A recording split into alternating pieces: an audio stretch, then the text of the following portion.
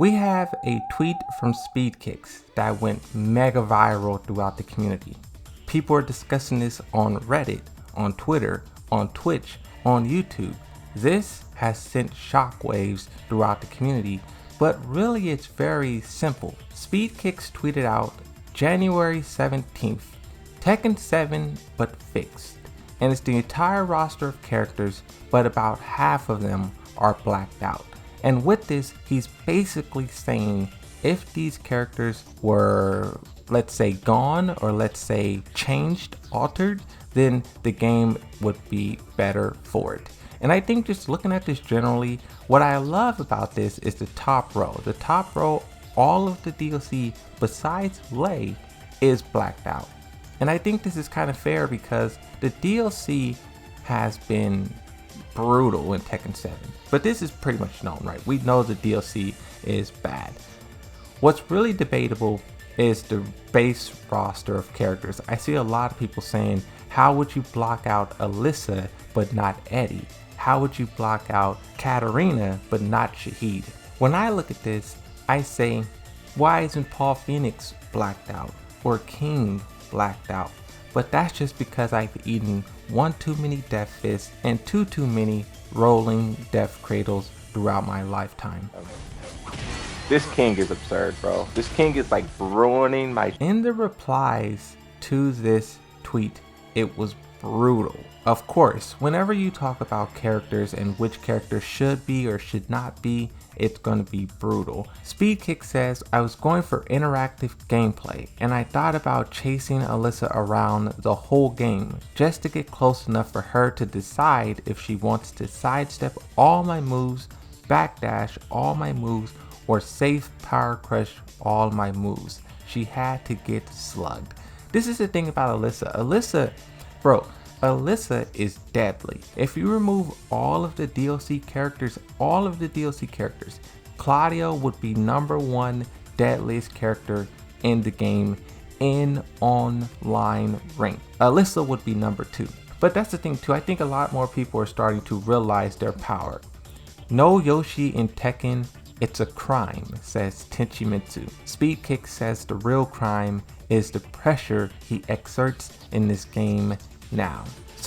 I was talking about why Yoshimitsu cannot be buffed in a live stream with the chat, and basically it boils down to Yoshimitsu kinda has to be low tier. Think about all the pressure, all the Oki, all the mix-ups. If he had good damage or good frames, it would literally be impossible to stop him. So Yoshimitsu is a character who is kind of low tier. He has to be a low tier, but he's balanced by being low tier. Now, here's another Yoshi main.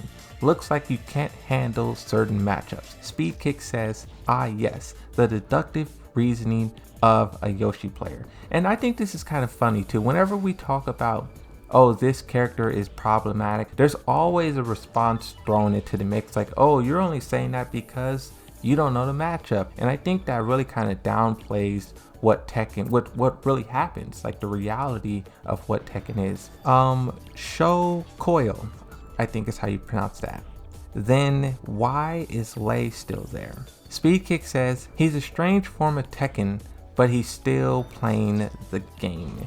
And I think that playing the game aspect is very, very true. There's a lot of characters who really don't. So when we say play real Tekken or playing the game, what do we mean? What do we mean when we say that?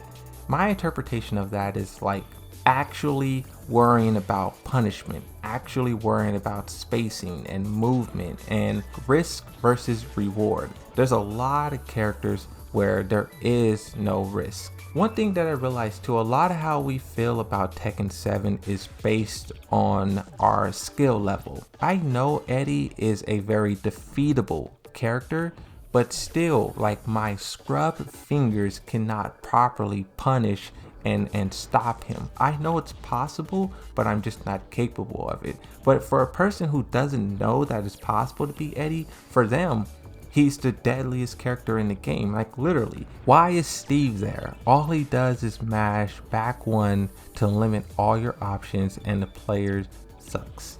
Speedkicks says, while I took out basically every single character with auto control neutrals, I left Steve because his weaknesses are really designed around that strength. He's not like a Chloe who's just hitting buttons, getting respect for existing, and forcing you to risk your life for no reason.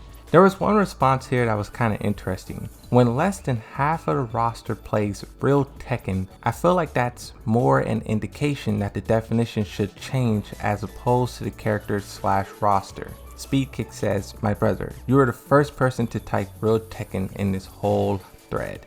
And it's like, well, that's what I'm starting to realize. What is real Tekken at this point? Like look at this. Half of the roster is like blacked out. We always think of Tekken like going back to Tekken 3 or 5 or 4 and like what the game used to be, but I think the reality is really going to hit us in Tekken 8 that Tekken is just not the same game that it used to be. The playstyle, the strategy, the momentum, the gameplay, it's going to be different. It's different now. And I think Tekken 7, especially with the DLC and stuff and like the buffs and wall tactics, I think we got a taste of it, but I think Tekken 8 is really going to be the next iteration of that. You know, super safe launchers, super OP characters, but at the same time, you know, I think one thing that Tekken 7 has always been good at is characters cannot triumph skill. Knee, who's been dominating before Tekken 7, before DLC, before pay to win, he's been dominating and winning. And all that time later, all these game changes later, he is still number one. Like there's a tournament that just happened and Knee went completely undefeated throughout.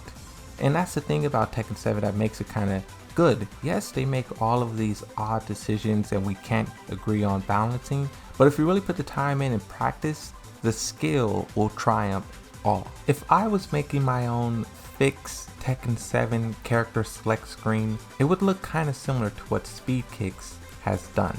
You would have all of the DLC blacked out, except for mine, I would put Armor King and Lei. I think both of these characters are some of the fairest DLCs. Where my choices really differ from Speedkicks is on the left side of the base roster. Raven, Yoshimitsu, and Harang is all the same. Even Akuma, I agree with that. But Shahid, I think that guy, he's gone.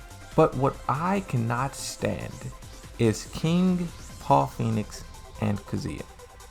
These three characters are the most popular in the whole entire game. And I think a lot of their issues and a lot of their problems get swept under the rug because of how popular they are. If another character had a move that did as much damage, people will hate on it, but King, it's completely ignored. I always ask, what's more OP, the rolling death cradle or a Cali roll? But this is all subjective. Like I said at the start, it's all based on skill, it's all based on what character you play, what matchups you like and don't like.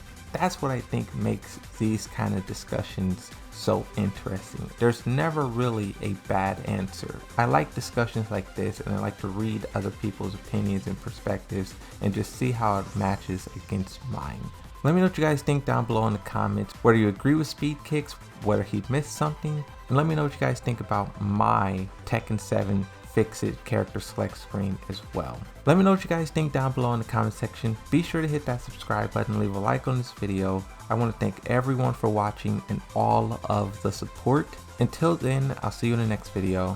Thank you for watching and bye bye.